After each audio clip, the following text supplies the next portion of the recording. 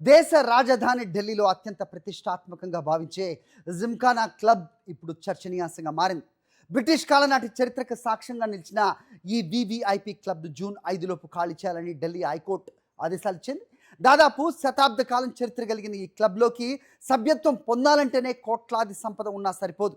దశాబ్దాల waiting list దాటాలి. అసలు ఈ జిమ్ఖానా క్లబ్ ప్రత్యేకత ఏంటి? ఇప్పుడు ఎందుకు వివాదంలో చిక్కుంది? Let's watch the story. ఢిల్లీలోని సఫ్దర్జంగ్ రోడ్డుపై 27 ఎకరాలకు పైగా విస్తరించి ఉన్న జిమ్ఖానా క్లబ్ బ్రిటిష్ పాలనా కాలం నుంచి దేశ రాజకీయ అధికార వర్గాల ప్రతిష్టకు చిహ్నంగా నిలిచింది. 1913లో ప్రారంభమైన ఈ క్లబ్ను ప్రముఖ ఆర్కిటెక్ట్ రాబర్ట్ టి రస్సెల్ రూపకల్పన చేశారు. అప్పట్లో దీనిని ఇంపీరియల్ ఢిల్లీ జిమ్ఖానా క్లబ్ గా పిలిచేవారు. స్వాతంత్ర్యం తర్వాత కూడా ఈ క్లబ్ తన ప్రత్యేకతను కోల్పోలేదు. మాజీ అధికారులు, రాయబారులు, పారిశ్రామికవేత్తలు, రాజకీయ ప్రముఖులు సభ్యులుగా కొనసాగుతూ దీనిని దేశంలోని అత్యంత ఎలైట్ క్లబ్లలో ఒకటిగా నిలబెట్టారు. అయితే ఇప్పుడు ఈ క్లబ్ పై చట్టపరమైన చర్యలతో దీని భవిష్యత్తు అగమ్య గోచరంగా మారింది. 27.3 ఎకరాల ప్రభుత్వ భూమిని జూన్ 5లోపు ఖాళీ చేయాలని ఢిల్లీ హైకోర్టు ఆదేశించడంతో క్లబ్ సభ్యులు షాక్కు గురయ్యారు.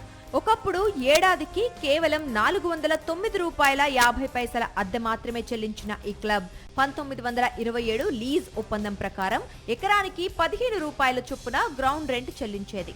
అయితే 2023లో ఆ అద్దెను ఏకంగా ₹4,10,00,000 పెంచడం వివాదానికి దారితీసింది. ఈ వ్యవహారమే ఇప్పుడు న్యాయ పోరాటానికి కేంద్ర బిందువైంది. జిమ్ఖానా క్లబ్ అంటే కేవలం సమావేశాల వేదిక మాత్రమే కాదు, విలాసవంతమైన జీవనశైలికి ప్రతీక.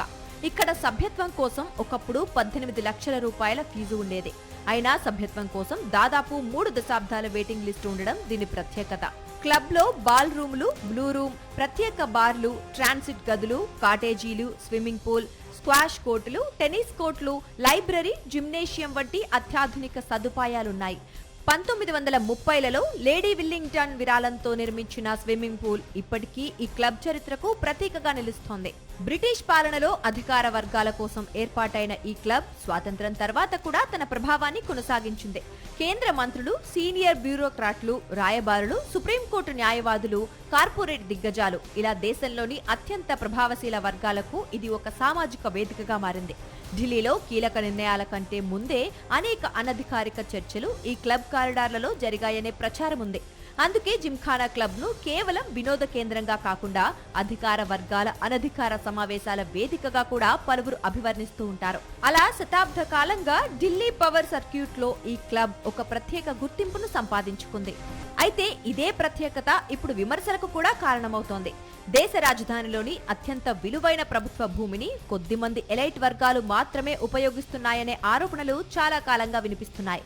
మరోవైపు క్లబ్ అనేది చారిత్రక వారసత్వ కట్టడం మాత్రమే కాకుండా ఢిల్లీ సంస్కృతిలో భాగమని సభ్యులు వాదిస్తున్నారు. ఒకవైపు హెరిటేజ్ పరిరక్షణ, మరోవైపు ప్రజా ఆస్తుల వినియోగం, ఈ 2 అంశాల మధ్య ప్రస్తుతం న్యాయ పోరాటం సాగుతోంది. కోర్టు ఆదేశాల నేపథ్యంలో దాదాపు 100 ఏళ్ల చరిత్ర కలిగిన ఈ ప్రతిష్టాత్మక క్లబ్ భవిష్యత్తు ఏ దిశగా సాగుతుందన్నది ఇప్పుడు దేశవ్యాప్తంగా ఆసక్తికర చర్చగా మారింది.